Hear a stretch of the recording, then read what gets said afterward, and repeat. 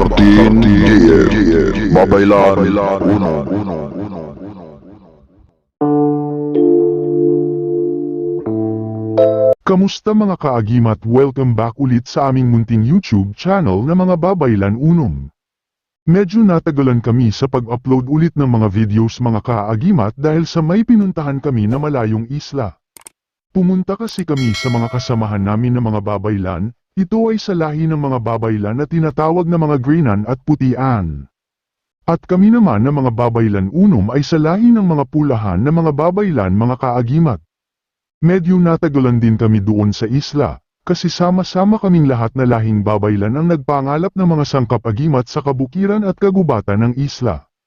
At sa mga nabugna o nakuha namin ng mga sangkap-agimat, yung iba ay na-post na namin sa aming shop doon sa may Shopee mga kaagimat, na-post na namin doon sa Agimat 13JF na shop at may Babaylan 13 na shop mga kaagimat. At marami pa kaming i-post ulit doon ng mga sangkap-agimat doon sa may shop, at abangan nyo lang po mga kaagimat.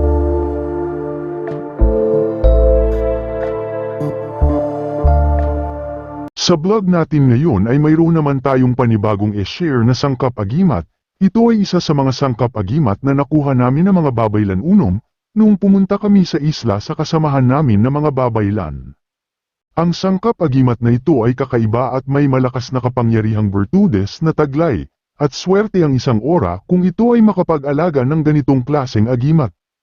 Ang sangkap-agimat na ito ay tiyak na bago lamang sa pandinig nyo mga kaagimat, at kaunti lang ang nakakilala sa ganitong sangkap-agimat, except sa mga lahing Babaylan na nandito sa aming isla sa Panay, ay alam ang ganitong katawagan at virtudes ng klaseng trabungko.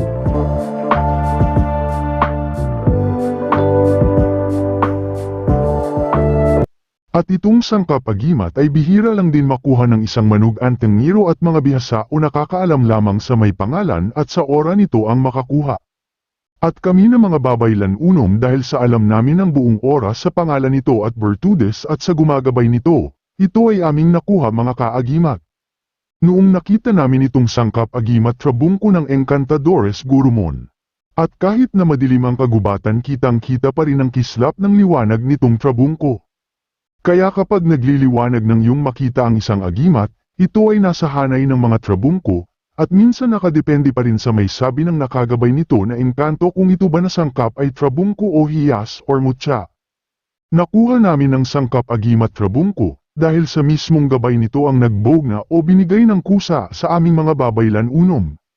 Pero sa pagkuha nitong sangkap-agimat, ay hindi din madali mga kaagimat, dahil sa may ginagawa pa ng mga pasanag o paghalad para sa mga nakagabay sa ganitong trabungko, at may mga ritual na ginagawa bilang pasasalamat sa mga nakagabay.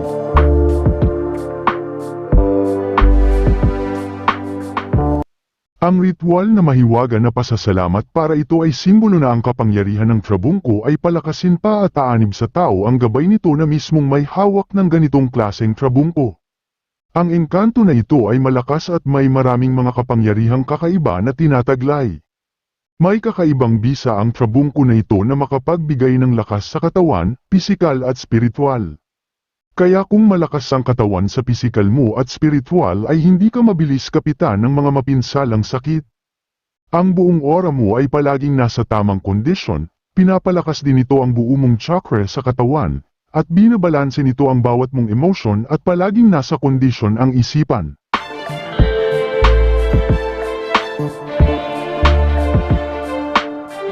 May kapangyarihan din ang trabungko na ito na nagpapaliksi ng galaw, at kusa itong gumagana ang virtudes nito sa liksi ng galaw sa katawan ng may hawak ng agimat. Ang trabungko ay may kakaibang virtudes ito na kapag may tao na kumakalaban sa iyo o palagi kang kinukontra, ginagawa ng mga masasamang plano kahit hindi mo naman siya inaano. Ang tao na kumukontra sa iyo ay dahan-dahan na manghihina, may kapangyarihan ang agimat trabungko na ito na sipsipin ang lakas ng kalaban lalo na kung ito ay may masamang plano o may masamang pakay kontra sa iyong ora.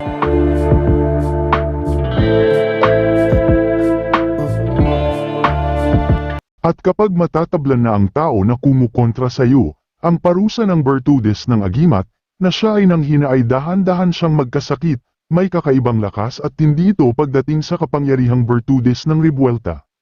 May kapangyarihan din ng trabungko na mabilis mapaamo ang mga gabay na engkanto, at may bertudes kapangyarihan sa malakas na pampaswerte sa kahit anong uri na negosyo, at kahit sino mang tao ang kontrahin ka at gawa ng masama ay hindi sila magtagumpay laban sa iyong mga kaagimat, kapag mayroon kang ganitong klaseng trabungko.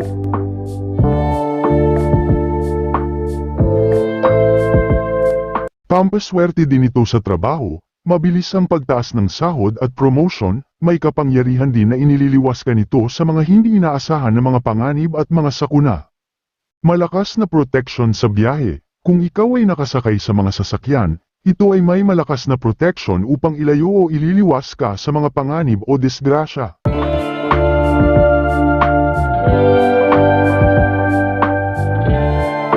Palagi lang ito na dalhin mga kaagimat, pwedeng isuot bilang kwentas, at nakabalot na naman ito sa net cage ang trabungko, at kung hindi mo naman gusto na isuot, ito ay pwede din na ilagay sa bulsa or pwede din ilagay sa loob ng iyong bag.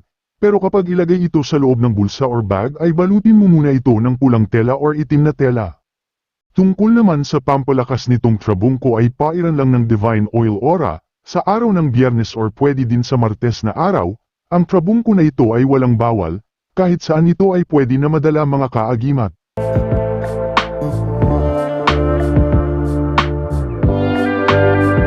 Sa pagtatapos ng ating video ay muli po akong nagpapasalamat sa inyong mga kaagimat. Naway pagpalain tayong lahat ng mga putiang aura at mabubuti ng ating dakilang Diyos makapangyarihan. Ilayo sa mga sakit, iliwas sa mga hindi inaasahang mga panganib, at likupin ng kabanal-banalang bertudis niyang gahom at ibuhos ang swerteng bugna.